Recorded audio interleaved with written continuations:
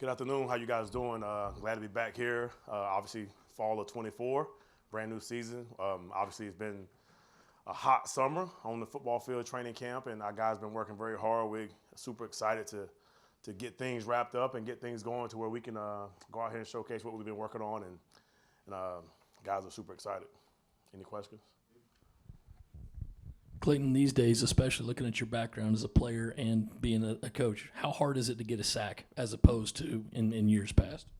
How hard is it to get a sack? It depends on who you're asking, what position, but it's different these days. Obviously, sacks and you definitely want to get those, but with the RPO game and things like that, so that has made it harder to get a sack, and obviously protecting the quarterbacks these days. And I mean, it's not that much harder than it used to be. It depends on who you're asking, what player, what position. But I think for the most part, it's kind of the same, but it can be difficult in certain games based on the scheme.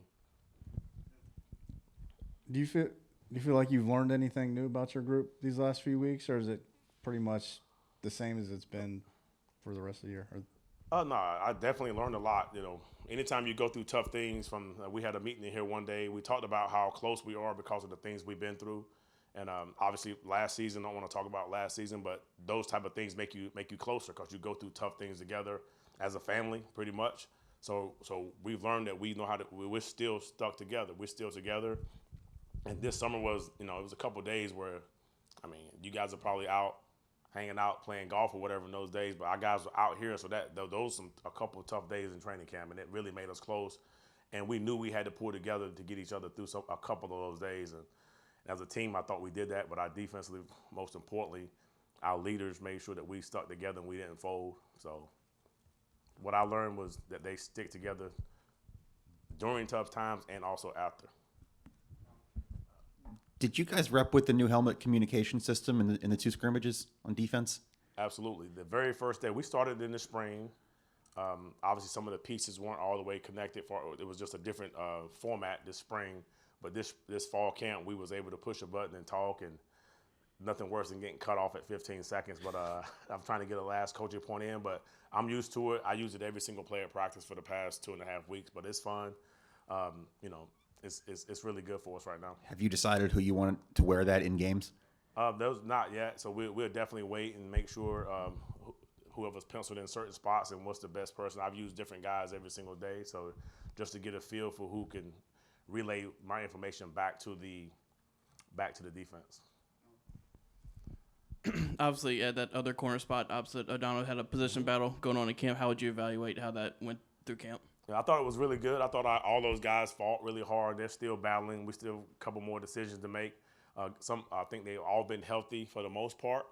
So it's been really good for us to watch guys compete and go against our receivers. We have bigger receivers, small receivers, and trying to give each guy a fair shot to see who goes out there first. But it's been a really good battle, and all those guys have shown that they can go out and play in this league and play against the receivers that we go against. O'Donnell's had a good camp. All those guys have really, really competed, and it makes it fun. We got 4 to 5 really good players. Next to Debo at linebacker, what's that competition like? And have you do you have someone at a pole position for that spot? Right now, Debo. Between Debo, Bengali Kamara, Demetrius Knight, and Bam Scott, those 4 guys. We have 3 on the field. Sometimes we have 2. Sometimes we have 1.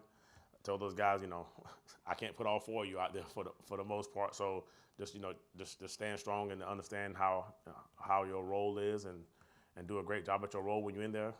Play great, do your best, and we're trying to stay away from who, what, depth chart, and all that kind of stuff. That's we're doing everything right now to keep us together much as possible, long as possible. Yeah, you brought up Bam. What's your expectation for him this year, and how do you feel like he's progressed throughout the summer and in fall camp? Yep. Expectations is something we always talk about as standards, and we just try to keep everything high. Just how it's not just about the end result; it's about how you're going through the process. And I think Bam has really, really improved in that area. And he wasn't far off, but he's definitely picked up his play on and off the field. And I think that it's only going to be he has a bright future. He's doing a really good job on all aspects, not just the physical part, but the mental part, and also bringing his teammates along. But high expectations and standards on an everyday basis, not just the end result. And he understands that, so, yep. How do you evaluate the safety position after Nick and DQ right now? The best way to evaluate it is to put those guys out there with the first group and the second group to see just who can understand the defense, who can kind of get guys moving around, who can take the leadership, who can get a corner off press when it should be off and get him up in press and do it at the same time while you also have to do your job and run fits. And so we evaluate it. It's on every snap basis.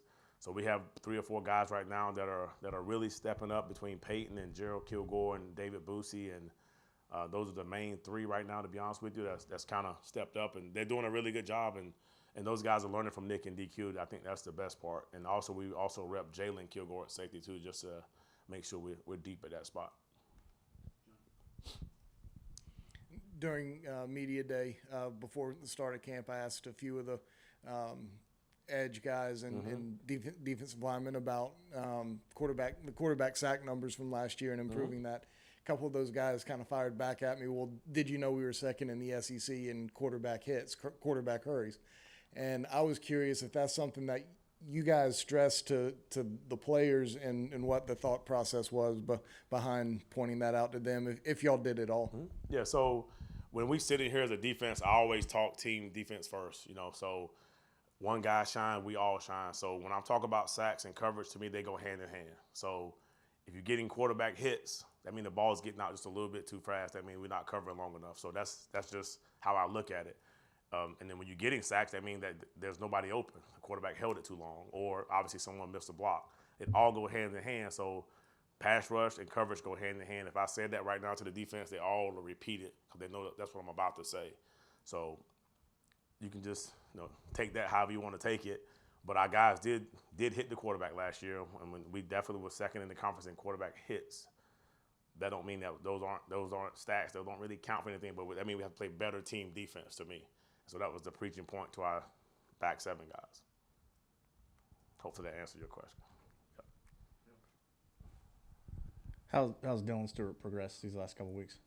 He's gotten better every day. I mean, he's a talented player. Some things you can't hide from it. But there's also a lot of learning and growing up for Dylan, and he's getting better every day. Coach Sterling's pushing him. I'm pushing him. Coach Robinson pushing him. Coach Beamer, the offensive coach pushing because they see something special in the kid, and every day he's getting better. He's learning, and things are now he's back into a new transition. Now it's school and fall and game. So now we got to kind of train him back up, make sure he understands the process, and this is how your day should be. But great kid, comes to work, does his best that day. He's a freshman still, but he's definitely is progressing and has a outstanding, definitely a bright future. Some of the guys were mentioning at the scrimmage, they were always going in fresh because there was so much depth in the front 7. Does that change what you can call when you're always going to be able to have fresh bodies on the field, or no? Definitely changes what I can call. So it's just because when you're not deep, you can't call certain things. So on the flip side, it definitely changes. During scrimmages, I saw the hockey shifts of the D-line. I was like, okay, boom, let's not drop them. Let's rush them because they're fresh. And O-line don't really sub that much, and linebackers don't. Running backs, they do sub, but for the most part, the offensive line kind of stays stagnant unless there's an injury or a helmet pop off or something like that. But it's a big difference because you want fresh legs to take advantage of whenever they're in there, and it's been fun so far.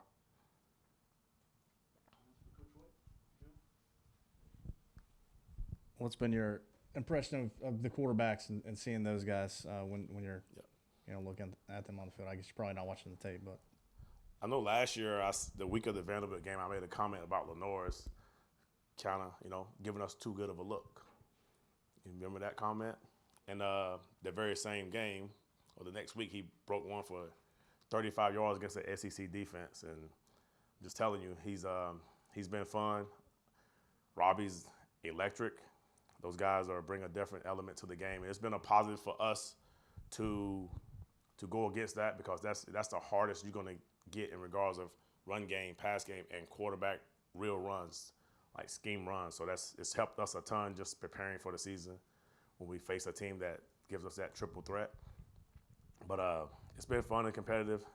Obviously we didn't go live with those quarterbacks, but we did go live in the spring, and they're tough to bring down. So all those sacks aren't always sacks. I can promise you that. So it's gonna be fun watching them. If I can, I'm gonna be on the iPad for the most part. I'm gonna try to watch them a little bit on the big screen. It's gonna be hard not to watch those guys play because I know what they can do. But I'm gonna try to be focused on the iPad on the sideline this fall. Appreciate it. Thank you guys. See you guys next week.